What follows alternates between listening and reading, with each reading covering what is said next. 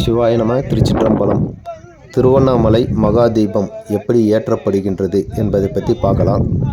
கிட்டத்தட்ட 2700 அடி கொண்ட மலை உச்சியில் மகாதீபம் ஏற்றப்படுகின்ற காட்சியை இந்த வீடியோவில் இப்போ நம்ம பார்த்துன்னு இருக்கிறோம்.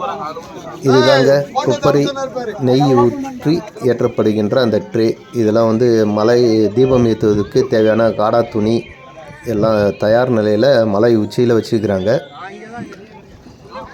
இந்த ட்ரேவில் தான் நெய்யை ஊற்றி அதில் காடா துணியை முழுமையாக நனைச்சி அந்த தீபக்கொப்பரையில் இடுவாங்க. தீபக்கொப்பரையில் இட்டு அது எப்படி இடுறாங்கன்றத நீங்கள் வீடியோவில் பார்த்தாலே உங்களுக்கு தெரியும். திருவண்ணாமலை மகாதீபம் ஏற்றப்படுகிறது யாருன்னு பார்த்தீங்கன்னாக்கா, பர்வத ராஜகுலத்தினர் சொல்லப்படுகின்ற அந்த குடும்பத்தை சார்ந்தவங்க தான் தொடர்ந்து இந்த வருஷம் அந்த மகாதீபத்தை திருவண்ணாமலை உச்சியில் ஏற்றுறாங்க. அவங்களுக்கு தான் அந்த உரிமை வழங்கப்பட்டிருக்கிறது.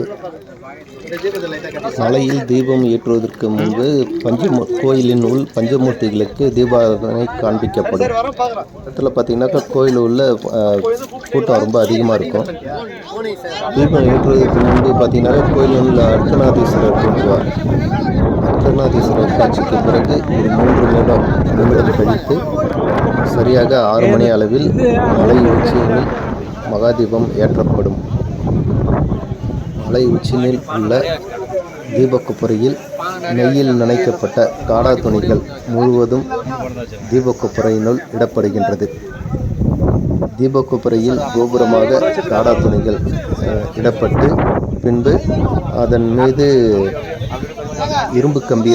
மெல்லிய இரும்பு கம்பியால் கட்டி அதன் மீது கற்பூர கட்டிகள் வைத்து சரியாக 6 மணி அளவில் தீபம் ஏற்றப்படுகின்றது.